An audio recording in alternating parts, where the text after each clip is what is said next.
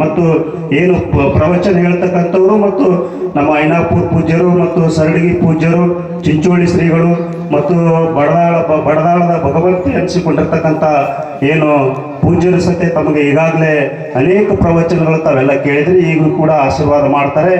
ಬರೇ ಪ್ರವಚನದ ಮುಖಾಂತರ ಆಶೀರ್ವಾದ ಅಷ್ಟೇ ಅಲ್ಲ, ಪೂಜ್ಯ ಬಡದಾಳದ ಭಗವಂತರದು ಶಿಕ್ಷಣದ ಒಂದು ಕ್ರಾಂತಿಯನ್ನೇ ಮಾಡಬೇಕು ಅಂತಕ್ಕಂಥ ಉದ್ದೇಶವನ್ನು ಇಟ್ಟುಕೊಂಡು, ಅದು ವಿಶೇಷವಾಗಿ ಈ ಮಹಾರಾಷ್ಟ್ರದ ಗಡಿಭಾಗಕ್ಕೆ ಹತ್ತಿಕೊಂಡಿರ್ತಕ್ಕಂಥ ಏನು ನಮ್ಮ ಗ್ರಾಮಗಳಿವೆ, ಇಲ್ಲಿ ಒಂದು ಶಿಕ್ಷಣದ ಕ್ರಾಂತಿಯನ್ನು ಕೊಡಬೇಕು ಅಂತಕ್ಕಂಥ ಉದ್ದೇಶವನ್ನು ಇಟ್ಕೊಂಡು ಇವತ್ತು ಕಾಲೇಜಿನ ಮಟ್ಟದವರೆಗೆ ಇವತ್ತ ಅನ್ನ ದಾಸೋಹದ ಜೊತೆಗೆ ಪ್ರವಚನದ ದಾಸೋಹದ ಜೊತೆಗೆ ಶಿಕ್ಷಣದ ದಾಸೋಹವನ್ನು ಕೊಡಬೇಕು ಅಂತಕ್ಕಂಥ ಉದ್ದೇಶವನ್ನು ಇಟ್ಕೊಂಡು ಇವತ್ತು ಬಡದಾಳದ ಗ್ರಾಮದಲ್ಲಿ ಇವತ್ತು ಶಿಕ್ಷಣದ ಕ್ರಾಂತಿಯನ್ನು ಬಿತ್ತಕ್ಕಂಥ ಪೂಜ್ಯ ಡಾಕ್ಟರ್ ಚನ್ನಮಲ್ಲ ಶಿವಯೋಗಿ ಶಿವಾಚಾರ್ಯರು ಇವತ್ತು ಏನು ಮಾಡ್ತಾ ಇದ್ದಾರಲ್ಲ, ನಿಜಕ್ಕೂ ಇವತ್ತು ನಾವು ಎಲ್ಲಿ ಭಗವಂತನನ್ನು ಕಂಡಿದ್ದೇವಪ್ಪ ಅಂತಂದ್ರೆ ಅದು ಬಡದಾಳದ ಅಪ್ಪಾಜಿಯವರಲ್ಲಿ ಇವತ್ತು ಕಂಡಿದ್ದೇವೆ. ಮಾತನಾಡ್ತಕ್ಕಂಥ ಸಂದರ್ಭದಲ್ಲಿ ಪೂಜ್ಯರು ಹೇಳಿದ್ರು, ಆ ಜಾತಿ ಈ ಜಾತಿ, ಆ ಧರ್ಮ ಈ ಧರ್ಮ, ಹೆಣ್ಣು ಗಂಡು ಯಾವುದೇ ಭೇದ ಭಾವಗಳಿಲ್ಲಾರದೆ ಏನಪ್ಪಾ ಅಂತಂದ್ರೆ ಸಣ್ಣ ಮಗವಿನ ರೀತಿಯಾಗಿ ತಾಯಿ ಹೃದಯವಂತ ರೀತಿಯಲ್ಲಿ ಎಲ್ಲರನ್ನು ಅಪ್ಪಿಕೊಳ್ತಕ್ಕಂಥ ಯಾವ ಪೂಜ್ಯರಲ್ಲಿ ನಾವು ಕಾಣ್ತಾ ಇದ್ದೇವಪ್ಪ ಅಂತಂದ್ರೆ ಅದು ಬಡದಾಳದ ಪೂಜ್ಯರಲ್ಲಿ ನಾವೆಲ್ಲರೂ ಕಾಣ್ತಾ ಇದ್ದೇವೆ ಅಂತಕ್ಕಂಥದ್ದು ಇವತ್ತು ನಾವು ಬಹಳಷ್ಟು ತಿಳ್ಕೊಳ್ಬೇಕಾಗಿದೆ.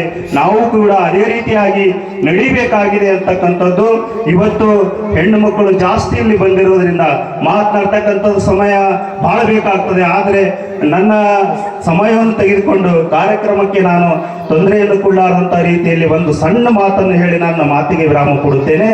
ಇವತ್ತು ಯಾವ ರೀತಿಯಾಗಿ ಈ ದೇಶದಲ್ಲಿ, ಈ ಸಮಾಜದಲ್ಲಿ, ಈ ಗ್ರಾಮಗಳಲ್ಲಿ ಯಾವ ರೀತಿಯಾಗಿ ನಡೀತಾ ಇದಪ್ಪ ಅಂತಂದ್ರೆ, ಮಗುವಿಗೆ ಏನು ಶಿಕ್ಷಣವನ್ನು ಕೊಡ್ತಾ ಇದ್ದಾರೆ, ಬಡವರಾಗಿರ್ತಕ್ಕಂಥ ತಾಯಿ ತಂದೆಗಳು ಕೂಲಿ ನಾಲಿ ಮಾಡಿ ಒಂದು ಕಷ್ಟಪಟ್ಟು ನನ್ನ ಮಗ ವಿದ್ಯಾವಂತನಾಗಲಿ, ನಾಳೆ ಸರ್ಕಾರಿ ನೌಕರಿ ತಗೊಳ್ಳಿ, ನನ್ನ ಕುಟುಂಬ ಸುಧಾರಣೆ ಆಗಲಿ ಅಂತಕ್ಕಂಥ ಆಸೆ ಇಟ್ಟುಕೊಂಡಿರ್ತಕ್ಕಂಥ ತಂದೆ ತಾಯಿಗಳು ಮಗುವಿಗೆ ಏನಪ್ಪಾ ಅಂತಂದ್ರೆ ಉದಾಹರಣೆಗಾಗಿ ಹೇಳ್ತಾ ಇದ್ದೇನೆ, ಮಗುವಿಗೆ ಒಳ್ಳೆಯ ಒಂದು ಶಿಕ್ಷಣವನ್ನು ಕೊಡ್ತಾರೆ, ಒಳ್ಳೆ ಮಾರ್ಕ್ಸ್ ಅಂತ ತೆಗೆದುಕೊಳ್ತಾನೆ, ರ್ಯಾಂಕ್ ಬರ್ತಾನೆ, ಮುಂದೆ ಒಂದು ಸರ್ಕಾರದ ದೊಡ್ಡ ಹುದ್ದೆಯಲ್ಲಿ ಹೋಗ್ತಾನೆ.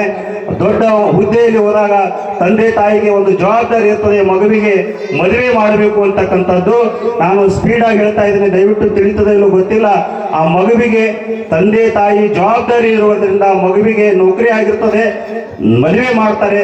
ಮದುವೆ ಮಾಡಿದ ನಂತರ ತಾಯಿ ವಯಸ್ಸಾಗಿರ್ತದೆ, ತಂದೆ ತೀರಿಕೊಂಡಿರ್ತಾನೆ, ತಾಯಿ ವಯಸ್ಸಾಗಿರ್ತದೆ.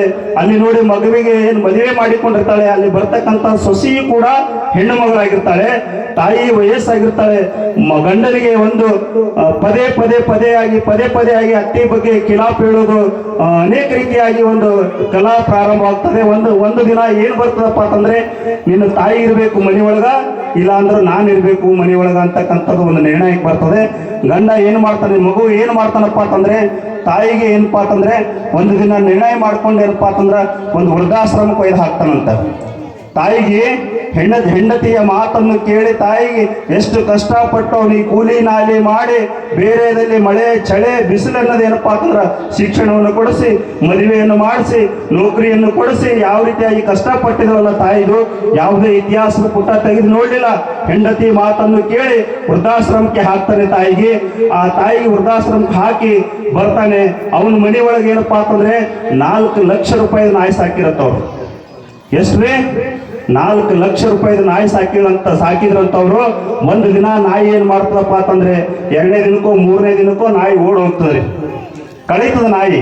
ಆ ನಾಯಿ ಕಳೆದಾಗ ಏನ್ ಮಾಡ್ತಾರೆ ಇಬ್ರು ಗಂಡ ಹೆಂಡತಿಪ್ಪ ಅಂತಂದ್ರ, ಪತ್ರಿಕೆ ಬರ್ತದಲ್ರಿ ಪೇಪರ್ಸ್ಗಳು, ಆ ಪೇಪರ್ದಲ್ಲಿ ಜಾಹೀರಾತು ಹಾಕ್ತಾನೆ.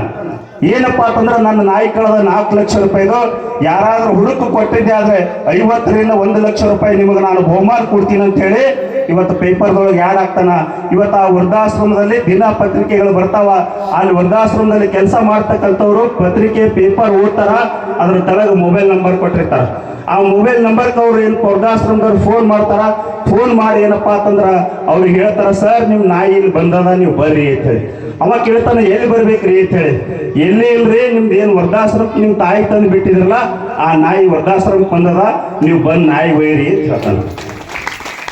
ಅರ್ಥ ಮಾಡ್ಕೊಳ್ಬೇಕು, ನಾಯಿ ಬಲ್ಲಿ ನಿಯತ್ ಬಂದದ, ನಂಬಲ್ಲಿ ಎತ್ತಿಲ್ಲ ಬಂಧುಗಳು, ನೀವೆಲ್ಲ ಅರ್ಥ ಮಾಡ್ಕೊಳ್ಬೇಕು. ನಾವು ಏನಪ್ಪಾ ಅಂತಂದ್ರೆ ತಂದೆ ತಾಯಿಗಳಿಗೆ ಹೊರಗೆ ಹಾಕಿ ಎಲ್ಲೋ ವೃದ್ಧಾಶ್ರಮಗಳಿಗೆ ಹಾಕಿ ತಂದೆ ತಾಯಿಗಳಿಗೆ ಧಿಕ್ಕಾರ ಮಾಡಿ ಹೆಂಡತಿ ಮಕ್ಕಳಿಗೆ ತಗೊಂಡು ಸಿಟಿ ಒಳಗಿದ್ದೀರಪ್ಪ ಅಂದ್ರೆ ಸುಖ ಸಂಸಾರ ಏನು ಮಾಡ್ತಾ ಇದ್ದೇವಲ್ಲ, ಅದು ನಿಜಕ್ಕೂ ಅವರಿಗೆ ಏನಪ್ಪಾ ಅಂತಂದ್ರೆ ಒಳ್ಳೇದಾಗಲ್ಲ. ಮೊದಲನೇದಾಗಿ ನಮ್ಮ ಇತಿಹಾಸವನ್ನು ನಾವು ತಿಳ್ಕೊಳ್ಬೇಕು.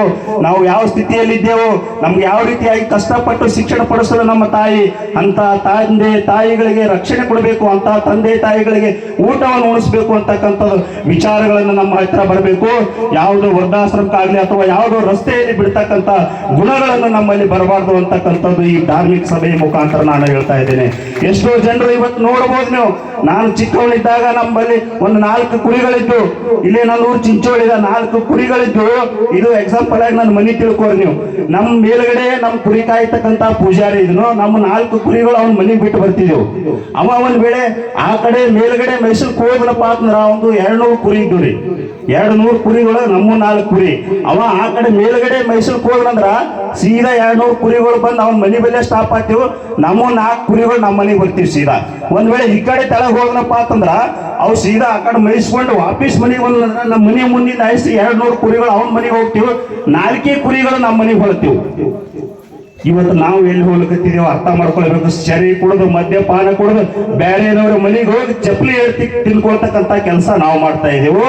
ಇವತ್ತು ನಾಯಿ ಕುಡಿಲಾರ್ದಂತ ಸರಿ ನಾವು ಕುಡ್ದೇನಪ್ಪ ಅಂತಂದ್ರೆ ನಮ್ಮ ಇಜ್ಜತ್ ನಾವು ಕಳ್ಕೊಳಕತ್ತಿದ್ದೇವೆ. 1-2 ಬಕೆಟ್ ಹಿಡಿದ್ರೆ 1 ಬಕೆಟ್ದೊಳಗೆ ನೀರು ಹಾಕ್ರಿ, 1 ಬಕೆಟ್ದೊಳಗೆ ಸರಿ ಹಾಕ್ರಿ, ನಾಯಿಗೆ ಬಿಡ್ರಿ. ನಾಯಿ ಏನು ಕುಡಿತದಪ್ಪ ಅಂತಂದ್ರೆ ನೀರು ಕುಡಿತದ. ಮನುಷ್ಯರಾಗಿರ್ತಕ್ಕಂಥವ್ರು ನಾವುಗಳು ಸರಿ ಕುಡಿತಾ ಇದ್ದೇವೆ, ಅದು ನಾಚಿಕೆ ಬರ್ಬೇಕು ನಮ್ಗ.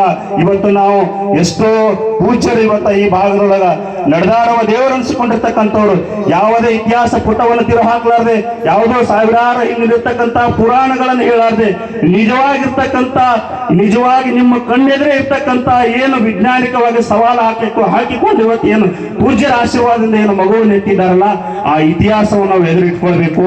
ಅಂತ ಪೂಜ್ಯರು ನಡೆದಾಡ್ತಕ್ಕಂಥ ದೇವರುಗಳು ನಮ್ಮ ಊರಿಗೆ ನಮ್ಮ ಭೂಮಿ ಮೇಲೆ ಪಾದ ಹಾಕೋದ್ರ ಮುಖಾಂತರ ನಮ್ಮೆಲ್ಲರನ್ನು ಉದ್ದೇಶಿಸಿ ಏನು ಆಶೀರ್ವಾದ ಮಾಡ್ತಾರಲ್ಲ, ಅಟ್ಲೀಸ್ಟ್ ಅವರ ಮಾತಿಗಾದರೂ ಕಿಮ್ಮತ್ ಕೊಟ್ಟು ಅವರ ಮಾರ್ಗದರ್ಶನದಲ್ಲಿ ನಾವು ನೀವೆಲ್ಲರೂ ನಡಿಬೇಕು.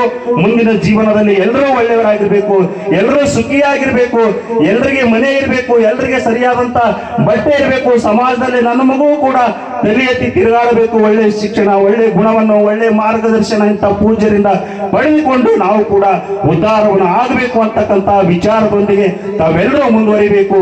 ಪೂಜ್ಯರ ಆಶೀರ್ವಾದ ತಾವೆಲ್ಲರೂ ಪಡೆದುಕೊಂಡು ಒಳ್ಳೆ ಮಾರ್ಗದರ್ಶನದಲ್ಲಿ ನಾವು ನೀವು ನಡೆಯೋಣ ಅಂತಕ್ಕಂಥ ಮಾತನ್ನು ಹೇಳೋದ್ರ ಮುಖಾಂತರ ನನಗೆ ಪೂಜ್ಯರು ಫೋನ್ ಮಾಡಿದ್ರು, ನೀವು ಬರಲೇಬೇಕು ಕಂಪಲ್ಸರಿ ಅಂತೇಳಿ. ಅಪ್ಪಾಜಿ ನಿಮ್ ಜಾತ್ರೆ ಅಲ್ಲ, ಅದು ನನ್ನ ಜಾತ್ರೆ ಇದೆ, ನಾನು ಖಂಡಿತವಾಗಿ ಬರ್ತೀನಿ ಅಂತೇಳಿ ಬಂದು ಭಾಗವಹಿಸಿದ್ದೇನೆ. ಪೂಜ್ಯರು ಎಲ್ಲರೂ ಮಾತನಾಡಿದರೆ ಸಾಕಾಗಷ್ಟು ಸಮಯ ಆಗಿದೆ, ಮಾತನಾಡಿದ್ರೆ ಬಹಳ ಮಾತನಾಡಬೇಕಾಗ್ತದೆ. ನನಗೆ ಮಾತನಾಡಲಿಕ್ಕೆ ಅವಕಾಶವನ್ನು ಮಾಡಿಕೊಟ್ಟಿರ್ತಕ್ಕಂಥ ಅದೇ ರೀತಿಯಾಗಿ ನಮ್ಮ ಸರಡಗಿ ಅಪ್ಪೋರಿಗೂ ನಾನು ಬಹಳ ಸಲ ನೋಡಿದ್ದೇನೆ, ಮತ್ತು ಐನಾಪುರ ಪೂಜ್ಯರಿಗೆ ನಾನು ಇವತ್ತೇ ನೋಡ್ತಾ ಇದ್ದೇನೆ. ಚಿಂಚೋಳಿ ಪೂಜ್ಯರು ಕೂಡ ಜೊತೆಗೆ ನಾನು ಪುನಾಕ್ ಹೋಗಿದ್ದೆ. 1 ತಿಂಗಳು 2 ತಿಂಗಳು ಹಿಂದ್ಗಡೆ ಪುನಾಕ್ ಹೋಗಿದ್ದೇವೆ. ಪುನಾಲಿಂದ ಬರ್ತಕ್ಕಂಥ ಒಂದು 50ರಿಂದ 60 ಕಿಲೋಮೀಟರ್ ದೂರ ಬಂದೆವು. ನಮ್ದು ಏನು ಕಾರ್ ಒಯ್ದಿದ್ದೇವೆ, ಆ ಕಾರಿಂದ ಸೌಂಡ್ ಚುರ್ರ ಬಹಳ ಬರ್ತಾ ಇತ್ತು. ಎಲ್ಲಿ ನಾವು ಬೀಳ್ತೇವೇನಪ್ಪ ಅಂತಕ್ಕಂಥದ್ದು. ಅಪ್ಪಾಜಿ ಸ್ವಲ್ಪ ಸೈಡ್ ತೊಗೊಂಡು ಗಾಡಿ ಯಾಕೋ ಆವಾಜ್ ಹೊಂಟದ ಅಂತ ಹೇಳಿ ಒಂದು ಸ್ವಲ್ಪ ಸೈಡ್ ತೊಗೊಂಡೇವು. ಎಲ್ಲರೂ ಒಂದು 5 ನಿಮಿಷ ಬಿಟ್ಟು ಏನಪ್ಪ ಅಂತ ಮತ್ತೆ ಸ್ಟಾರ್ಟ್ ಮಾಡಿದೆವು.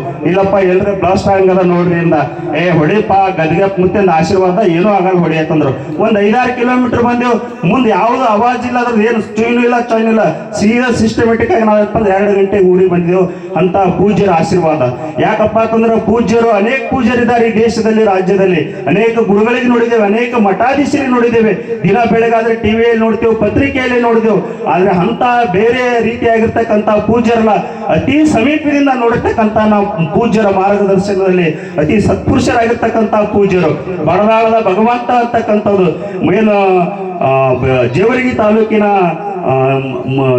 ಮಳ್ಳಿ ಅಂತಕ್ಕಂಥ ಗ್ರಾಮದಲ್ಲಿರ್ತಕ್ಕಂಥ ಎಲ್ ಬಿ ಅಲ್ದಾಳ್ ಅಂತಕ್ಕಂಥ ಒಬ್ಬ ದೊಡ್ಡ ಸಾಹಿತಿ, ಲೇಖಕ, ಕಥೆಗಾರ. ಇವತ್ತ ಬಡದಾಳದ ಭಗವಂತ ಅಂತೇಳಿ ಜೇವರ್ಗಿ ತಾಲೂಕಿನ ವ್ಯಕ್ತಿ ಬಡದಾಳದ ಬಗ್ಗೆ ಪುಸ್ತಕ ಬರೀತಾರಪ್ಪ ಅಂತಂದ್ರೆ ನಾವು ಇಲ್ಲೇ ಸಮೀಪ ಇರ್ತಕ್ಕಂಥವ್ರು ಯಾಕೆ ಪುಸ್ತಕ ಬರಿಬಾರ್ದು, ಯಾಕೆ ಸಾಹಿತ್ಯ ಬರಿಬಾರ್ದು, ಯಾಕೆ ಕತೆ ಕವನಗಳ ಪೂಜ್ಯರ ಬಗ್ಗೆ ಬರಿಬಾರ್ದು ಅಂತಕ್ಕಂಥದ್ದು ಯುವಕರಾಗಿರ್ತಕ್ಕಂಥವ್ರು, ವಿದ್ಯಾವಂತರಾಗಿರ್ತಕ್ಕಂಥವ್ರು ನಾವು ನೀವೆಲ್ಲರೂ ಆಲೋಚನೆ ಮಾಡೋದ್ರ ಮುಖಾಂತರ ಪೂಜ್ಯರ ಆಶೀರ್ವಾದ ತಾವೆಲ್ಲರೂ ಪಡೆದುಕೊಳ್ಳೋದ್ರ ಮುಖಾಂತರ ಸಮಯ ಬಹಳಷ್ಟಾಗಿದೆ. ನನಗೆ ಮಾತನಾಡಲಿಕ್ಕೆ ಅವಕಾಶವನ್ನು ಮಾಡಿಕೊಟ್ಟಿರ್ತಕ್ಕಂಥ ಎಲ್ಲ ಪೂಜ್ಯರಿಗೆ ನಮಸ್ಕರಿಸುತ್ತೇನೆ. ಸ್ವಲ್ಪ ಸಮಯದಲ್ಲಿ ಬಹಳಷ್ಟು